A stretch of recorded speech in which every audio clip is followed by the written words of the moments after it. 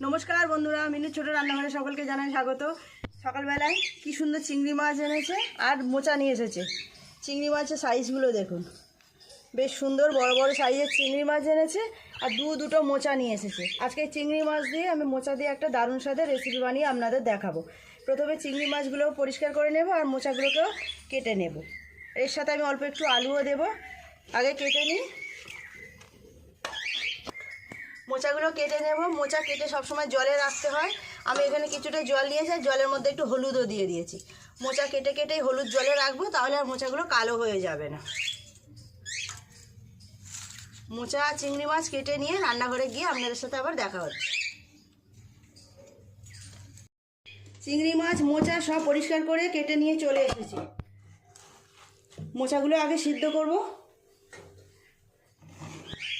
মোচার সাথে আমি একটু আলুও দেব, একটু আলুও কেটে নিয়েছি। মোচার মধ্যে আলু দিলে কিন্তু তরকারিটা খেতে বেশি ভালো লাগে।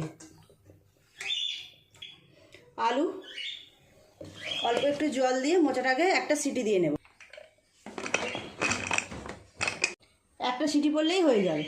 মোচাটা ততক্ষণ সিদ্ধ হোক, আমি আগে একটা মশলা করে নেব। নিয়েছি এখানে একটা টমেটো, বেশ কিছুটা আদা পরিমাণ মতো, আর কয়েক টুকরো রসুন, 10-12 কোয়া। এগুলো একটা পেস্ট বানাবো। আর যা লাগবে, এখানে পেঁয়াজ কেটে নিয়েছি ছোটো ছোটো করে।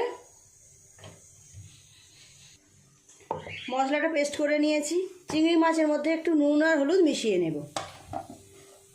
হলুদ গুঁড়ো, নুন,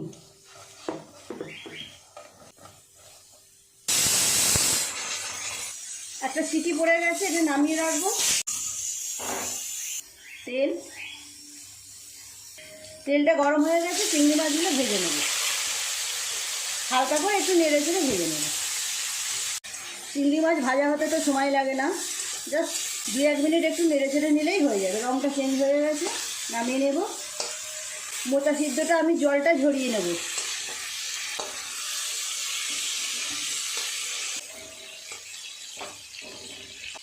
এই তেলের ওপরে আবার বেশ কিছুটা তেল দিয়ে দেব।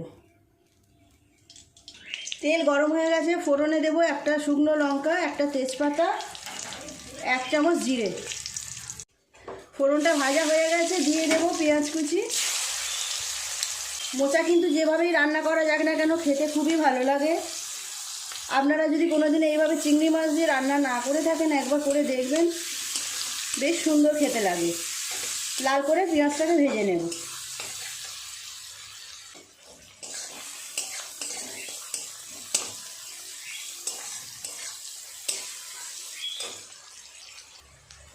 পেঁয়াজটা লাল করে ভেজে নিয়েছি, দিয়ে দেব মোচা, সিদ্ধ করে রাখা মোচা। আমি আলুগুলোকে বেছে আলাদা করে রেখে দিয়েছি, দিয়ে মোচাগুলো একটু ভালো করে ভেজে নেব।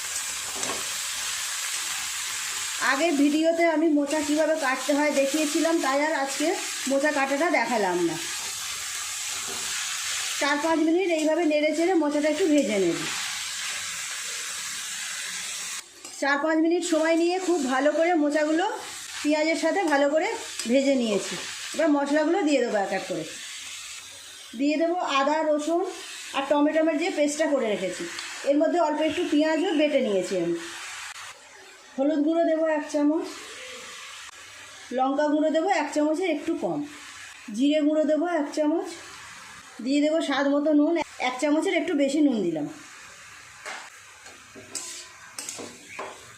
খুব ভালো করে সমস্ত মশলার সাথে মোচাগুলোকে একটু নেড়ে চেড়ে নেব।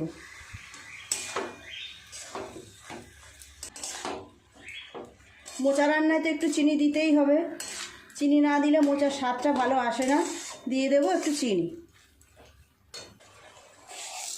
এই ছোটো চামচের 1 চামচ চিনি দিলাম। খুব ভালো করে সমস্ত কিছু মশলা এইভাবে একটু কষিয়ে নেব মোচার সাথে। দিয়ে দেব সিদ্ধ করে রাখা আলু।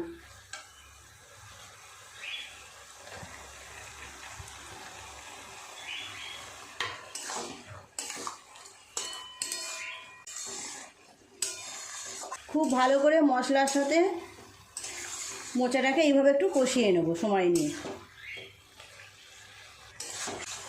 দিয়ে দেবো ভেজে রাখা চিংড়ি মাছগুলো।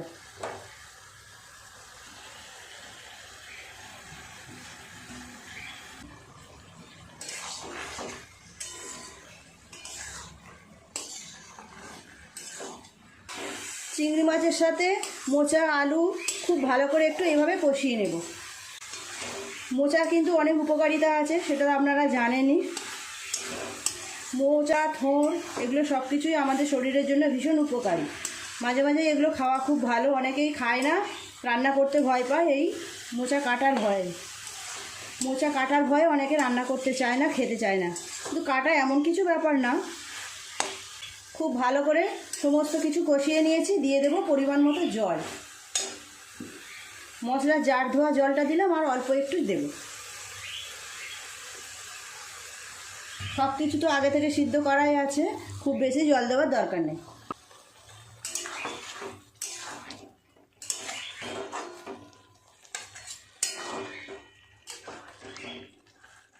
আর বেশিক্ষণ লাগবে না, এটা ভালো করে ফুটে রসটা একটু কমে গেলেই নামিয়ে নেব।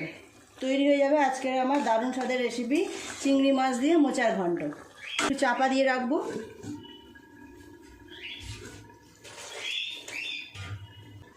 ঢাকাটা খুলে দেখবো এবার। আর একটু রসটা শুকনো হয়ে গেলেই নামিয়ে নেব। দিয়ে দেবো অল্প একটু গরম মশলার গুঁড়ো। গরম মশলার গুঁড়োটা একটু কম হয়ে গেল, আর একটু হলে ভালো হতো।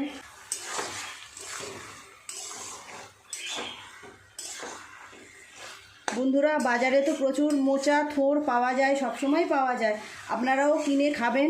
থোড়, মোচা কিন্তু অনেক উপকার।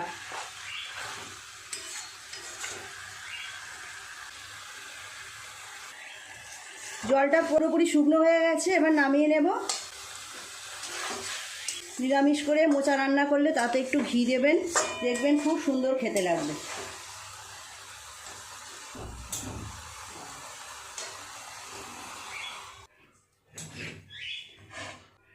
কেমন দেখতে হয়েছে দেখুন, খুব সুন্দর খেতে হয় এইভাবে চিংড়ি মাছ দিয়ে মোচা।